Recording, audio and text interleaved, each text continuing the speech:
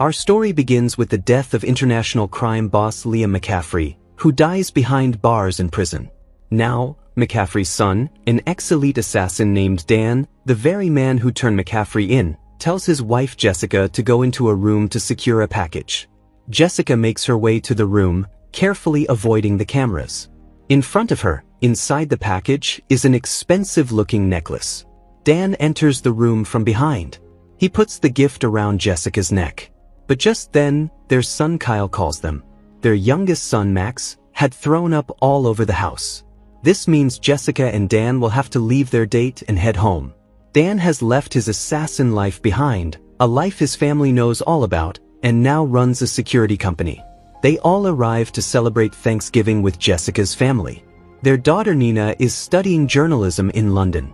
Everyone talks to her over video call. Jessica's dad mentions, "I heard that awful man you wrote the article about died in prison last week." This man is none other than Nina's grandfather. Jessica apologizes to Dan on behalf of her father. Later, in private, Jessica tells Nina that she's been offered the position of head of women's track at Ohio State. But Jessica hasn't discussed this with Dan yet, because they would have to move to Ohio for it, which isn't part of their family plans. Jessica changes the subject and asks Nina when she's coming back for Christmas. But Nina isn't coming back, because her classes start just a few days after Christmas. This news doesn't sit well with Dan at all. He wanted the whole family to be together for Christmas. So the very next day, Dan goes to his office to look into international offers. He's received an offer from a bank in London. They want him to do a security check. This means Dan can take his entire family to see Nina in London under the guise of a business expense.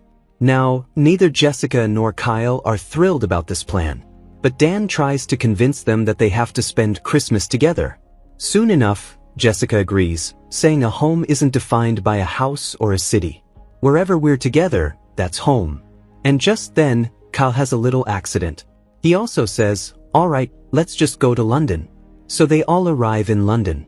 And Dan takes his family straight to Nina's place instead of the hotel. While using the bathroom, Kyle spots a guy in the shower. Dan immediately grabs hold of this guy. Nina steps in and explains that this is her boyfriend, Omar. Jessica is quite taken with Omar's French accent. But Dan doesn't like this one bit. Omar is a chef, he does parkour, and he keeps calling Dan daddy. Later, while walking around, Omar shows them some parkour moves. Max is so impressed that he tries to do it himself, which causes him to fall flat on his face. The next day, Dan heads out to do his job at the bank. Nina asks Jessica why she still hasn't told Dad about the job offer. Nina is taking the boys to the park. She tells her mom to rest easy because she's going to have to tell Dad. Dan arrives at the bank. As soon as he gets there, he starts checking out the security. Dan meets a man named Aiden Clark. They've brought Dan here for his premium services. Dan has to expose the weaknesses in their security by breaking in. Dan has already scanned and cloned an employee's keycard. He opens the first door. Clark wants Dan to break into the safe deposit room. Dan opens the next door with an old-fashioned paperclip. After that, an employee tells him, "You can't be back there." But Dan reads the name on his ID and confidently tells him to leave. After that, there's a reinforced steel door ahead of them. But Dan has stolen that employee's card for this. However, as soon as Dan enters the safe deposit room, he grabs Aiden and says, "That employee didn't recognize you. Tell me who you are. You're no bank manager." Aiden shows Dan a photo of his wife on his phone. They had kidnapped her just a little while ago. They want Dan to open a specific deposit box. Inside this box is a key with the initial M on it. Dan recognizes it.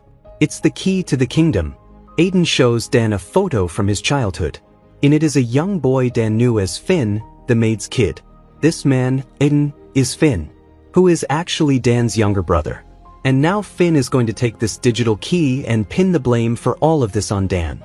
Finn could have done all this alone, but he wanted to frame Dan. At Finn's command, Dan takes him out of the bank at gunpoint. Outside, Jessica steps out of the car that came to pick up Finn.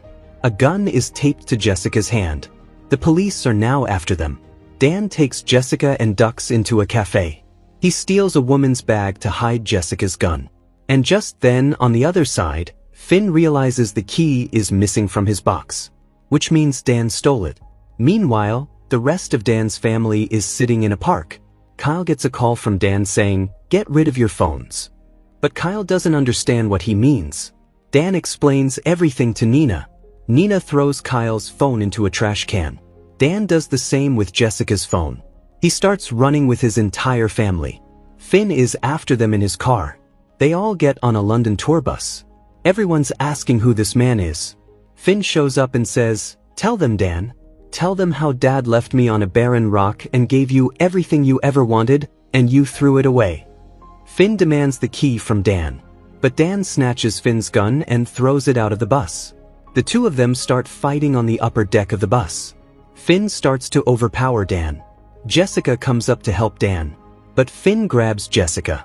So Dan throws the key off the bus. Finn goes after the key. Dan takes his family to a restaurant. A man there hands Dan a bag. Dan had helped this man before. Inside the bag is a phone and a lot of cash. Dan tells everyone that they had a house in Ireland where they used to go in the summer. And the housekeeper there had a son, Finn. And he just found out that Finn's father is his own dad. Now they need to get out of London. But Nina can't leave. She has an entire life here now. Dan says that with that key, Finn has access to his father's encrypted server. That means all of his money, all of his assassins, all of his surveillance capabilities. There's nowhere to hide. And they can't go to the police because Finn made it look like Dan robbed a bank. And now Finn has all the details of Dan's past assassin work. Finn takes the key and arrives in Paris. His dad's butler, Vikram, is there. Finn says, "I have come home to take over the family business." Finn shows Vikram the key. Vikram has to follow Finn's orders. Finn goes inside the house and inserts the key into his father's desk. As soon as he does, a bunch of screens appear in front of him. He now has limitless money and intel. Dan listens to his kids and stops running from his past. He heads straight to Paris. He says, "I am gonna end this once and for all." They all get inside a truck and enter Paris. Everyone is hungry. So Dan takes them to a friend of his, Svetlana. Svetlana is Dan's ex, which Jessica is obviously not happy about. Svetlana is thrilled to see Dan. She gives them shelter. Jessica's photos have already made it into the newspapers. She's getting jealous watching Svetlana and Dan talk. Max finishes his entire meal for the first time. Jessica can't believe it. Dan tells Jessica that Finn has agreed to meet. Dan doesn't want to treat Finn like a thug. He is his blood and he was a good kid back then. Their dad made him this way. Dan and Finn meet at a museum. Finn says, "When I was 12, I waited outside your mansion in the freezing rain for hours, just to catch a glimpse of the life you had. I wanted to run after you, yell at you both that I am your blood. But my legs were numb from the cold." Dan says he's left that life behind. Finn replies, "Is that supposed to make me feel better, that you didn't even want what you were given?" Finn calls Dan, "Daddy's little prince." Dan slaps him. Dan says, "If I'd have known you were my brother, I'd have been a brother to you from the very beginning." Dan tells him he called him here to say it's not too late. You end this right now and we could still be brothers. But Finn doesn't like the idea of giving up their dad's entire empire just to become Dan's brother. Dan says, "Fine, take all of Dad's money. But don't become Dad." But Finn doesn't take any of Dan's advice. "I am taking what's mine. I am not waiting outside in the cold any longer." Dan says, "Call this all off, or I will show you who Dad trained me to be." He tells Finn clearly that if he comes near his family, "I am gonna tear you apart." Finn calls a bunch of assassins and sends them after Dan. Whoever stops him gets triple their rate. When Jessica sees Dan getting guns from Svetlana, she understands his meeting with Finn didn't go well. Their kid's mood isn't good either. This isn't the Christmas they envisioned. To cheer them up, Dan takes them on a boat ride. When they come back, everyone goes to sleep. Dan is worried about everyone and can't sleep. That's when Svetlana comes and starts drinking with him. Dan starts talking to Svetlana about his family and how much he loves them. Hearing all this, Svetlana realizes her mistake. The truth is, Finn had put a bounty on Dan's name. And Svetlana was going to hand Dan over to Finn to collect that bounty. She had even spiked his drink. Dan starts feeling drowsy. And Finn's people are on their way. Dan wakes up his family. Everyone finds out that Svetlana did this. But Svetlana now switches sides and tells them all, "You need to get out of here. Here, take my car." They all get in the car. Kyle has to drive. But this car is a manual. Jessica's mom is making him press the clutch while she shifts the gears herself. They escape from Finn's people, driving through the market. Dan is completely spiked. He's rambling nonsense. Kyle drives the car down a huge flight of stairs. Kyle closes his eyes tight and drives through an intersection at full speed. The next day, Dan sobers up. His plan is to take his family to some safe place where they can live a normal life.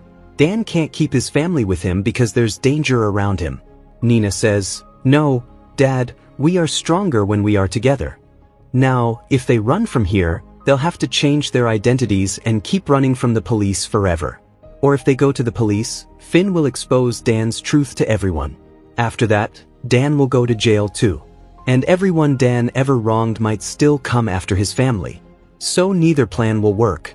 They have to break into Finn's house and take down McCaffrey's encrypted server first." Dan's family is shocked to see his childhood home. Dan explains that right now, Finn has the most lethal assassins on his payroll. So security will be extremely tight. The best way in is the roof. Kyle says, "Dad, if you can't get this into the terminal, then I can wipe the mainframe and all the files." After that, Finn won't have any proof of Dan's past left. They'll also need some kind of distraction on the street, which Omar will handle. But if anything goes wrong, they'll have to leave Dan behind and run. Dan and Omar parkour their way toward the mansion's roof. They change the angles of the cameras. Dan encounters an assassin. Nina is recording all of this from below. Kyle copies and alters the recorded voice and responds to Finn on the walkie-talkie, so everything seems normal to Finn. Down below, Omar's friends show up and start protesting. Nina slips into the crowd. She leads them to Finn's house. They start protesting in the name of oil pollution. But then the police grab Nina, asking, "What are you doing?" So Omar smashes a car window. And the police grab him instead. But all of this does distract Finn. Dan sneaks into the mansion through a secret passage from his childhood. This is Dan's childhood room. But Finn shows up and holds him at gunpoint. Back in childhood, Dan had told Finn about this secret passage. Just as Finn is about to kill Dan, Vikram says, "We have a room for things like this." As Dan is being taken away, he tells Jessica to run. But Finn sees him doing this. He pulls out her body cam and destroys it. Jessica says, "Your dad was clear about what we had to do." But Kyle says, "Dad must have dropped the flash drive, as it's not moving. We can still save him if we get control of the main computer." Jessica says, "If anything goes wrong, you head to the US Embassy. And I am going in there to save your dad." Jessica climbs onto a rooftop. To move forward, she'll have to jump from this roof to the next one. But the distance is huge. Nina tries to stop her from doing this. But Jessica doesn't listen. She backs up, runs, and jumps. Meanwhile, Finn is asking Dan, who brings their entire family here? He's sent his assassins after them. Jessica reaches Dan's room from the roof. She also finds the dropped flash drive right there. Vikram takes them all to a dark room. But before Finn can shoot Dan, Vikram throws him down. Vikram is loyal to their dad no matter what, and there is no question as to which son he'd want Vikram to protect. In the meantime, Jessica plugs the flash drive into the main computer. Kyle gets access to the CCTVs and sees someone heading toward Jessica. Jessica goes and hides in a closet. But this assassin has a sword. She hears the sound of Jessica breathing from inside the closet. Jessica realizes hiding won't work. While trying to escape, she fights the assassin. But how can Jessica hold her own against an assassin? Meanwhile, down below, Dan knows every corner of this house. Using that knowledge, he starts taking on the assassins one by one. Upstairs, Jessica throws books at the assassin. She traps the sword in a book and throws it down. In hand-to-hand combat, Jessica gets the upper hand on the assassin. She hits her on the head with a face sculpture. But just then, an assassin appears in front of the kid's car. Kyle has to hack the main computer quickly. He uploads a virus, gets out of the car, and runs. They all reach a fair. But the assassin is right behind them. Back at the mansion, Finn pulls the flash drive out of his main computer. And right then, all of his bank accounts start getting wiped out. All the records are being deleted. Just then, Dan appears in front of Finn. Finn angrily grabs his gun and goes after him. But Dan grabs him and throws his gun away. The two of them crash through the glass and end up outside the mansion. Dan is saying, "Let it go, Finn. Dad's empire is gone." But Finn says, "Let's play," and runs. The two of them end up in a church. Both of them fight on top of the church bells. Meanwhile, Jessica also reaches the fair. Max calls out to his mom. But hearing his voice, the assassin comes toward them. Nina and Jessica throw the assassin away and tell the police themselves, "We're the bank robbers from England." Back at the church, Finn and Dan are playing hide and seek around the bells. Now Finn wants to kill Dan. He says, "I don't need Dad's empire. I rose from nothing once. I'll do it again." But Dan comes in front of Finn and beats him. Finn tries to fight back. But Dan ties him up with a rope and leaves him hanging in the church. When Dan comes out, his entire family is standing there in handcuffs. The police grab Dan too. But instead of being sad, they're happy. Everyone is loaded into the police van. They all wish each other Merry Christmas. The police take Finn away too. But just then, Omar shows up with his dad. Omar's dad is actually the Secretary General of Interpol. And Omar had tried to tell them about this many times, but Dan never listened to him. Jessica also steps out and tells Dan about her job offer. Dan is thrilled. "Why didn't you tell me sooner?" 11 months later, they're now living in Ohio. Dan is talking to Omar on a video call. He's finally accepted him as part of the family. Max is now practicing parkour like Omar. Nina and Kyle have also come home for Thanksgiving. At the end, Dan goes to prison to visit Finn. He gives him a coat as a Thanksgiving gift. They both put on matching coats. The two of them start playing cards just like they used to in childhood. And with that, this story comes to an end. Let me know in the comments how you like this explanation. And don't forget to like the video and subscribe to the channel.